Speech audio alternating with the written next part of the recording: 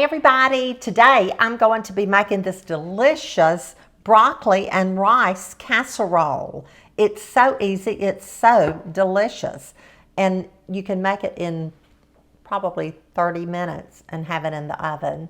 So let's get busy and do it. And yes, I'm a little dressed up today. Doug and I are going to have our picture made for our church directory. He's back in the back finishing up, and he has on his nice suit and tie, and so I thought I'd frock up a little bit too. So I'll put on my apron and we'll get started, and we'll make this broccoli and rice casserole. Let's go over our ingredients that we're going to need to make our broccoli and rice casserole. Today I'm using frozen broccoli. You can certainly use fresh broccoli if you want to, but I have 2 packs, and these are 12-ounce packages of the broccoli florets.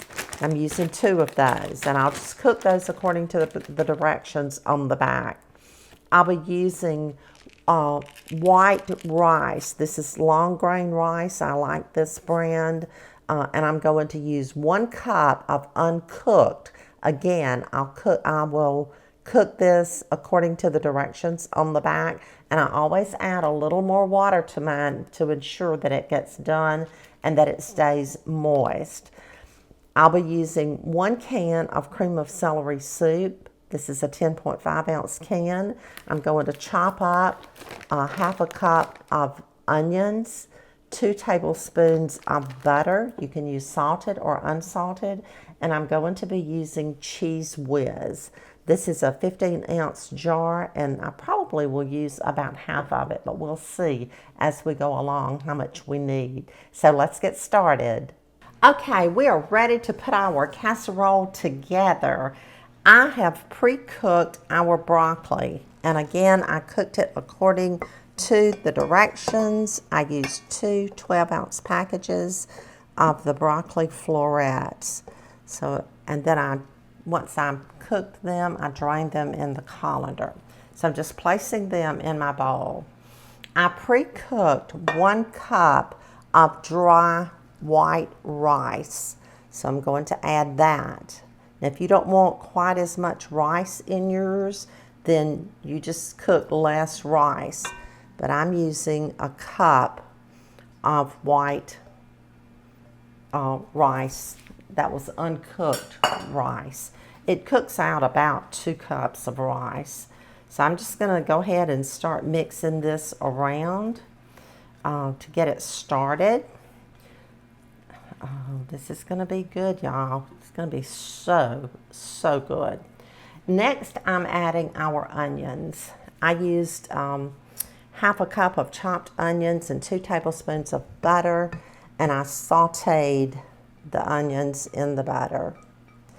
So I'm just adding that. I should do just a little short video on sauteing onions. I know everybody says, well, I know how to saute onions, but you know, maybe our young people don't know how to do that. And also I'm using cream of celery soup. So let's open this up.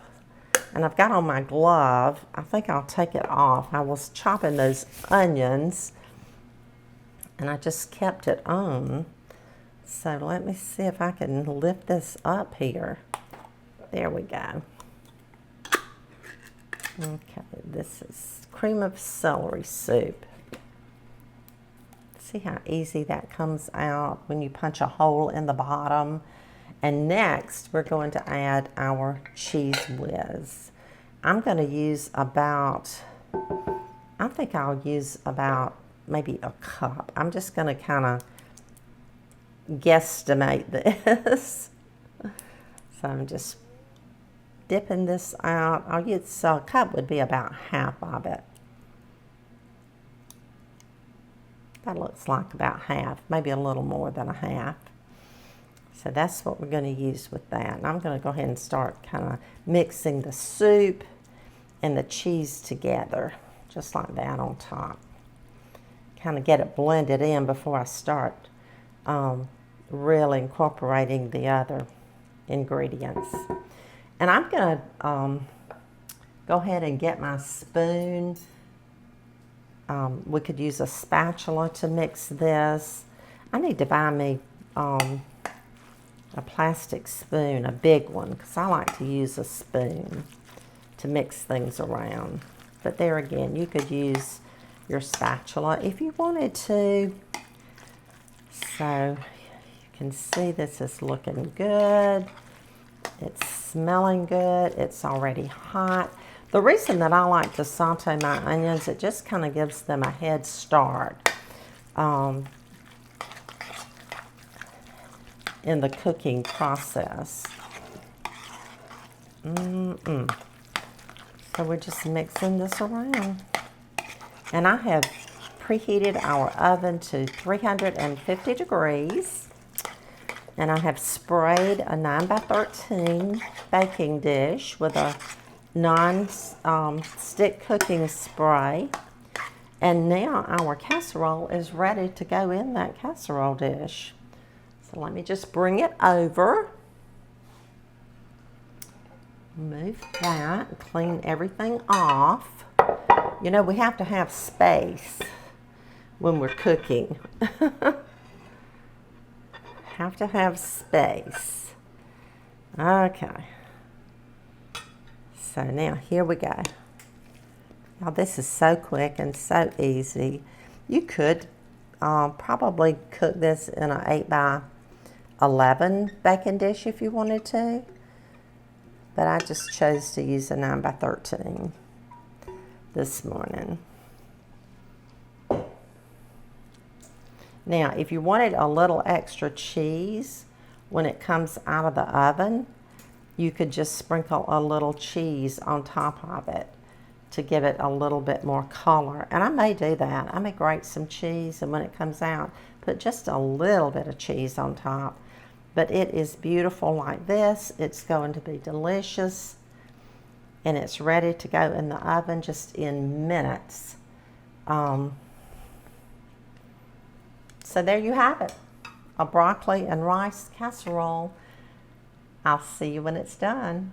Okay, our broccoli and rice casserole is done. And I have placed or sprinkled just a little bit of cheese on top. I wanted it to have some color, but I didn't want to completely cover the broccoli. I want that to be seen in the casserole. You could also use a cracker crumb topping if you wanted to. For example, if you wanted to use Ritz crackers, just crush those and add some melted butter and sprinkle that on top. But I wanted just a little bit of cheese on mine today.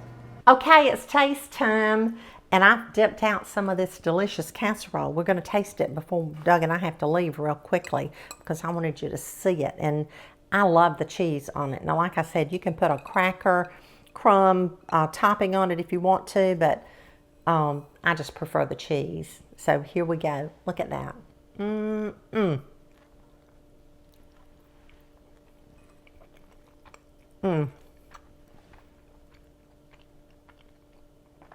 That is so good. Y'all, I love rice and I love potatoes, and I think you do too. So this is delicious. This broccoli and rice casserole. Look at that.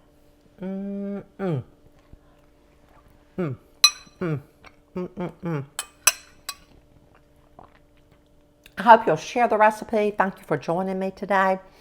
And I'll see you again really, really soon. Bye-bye.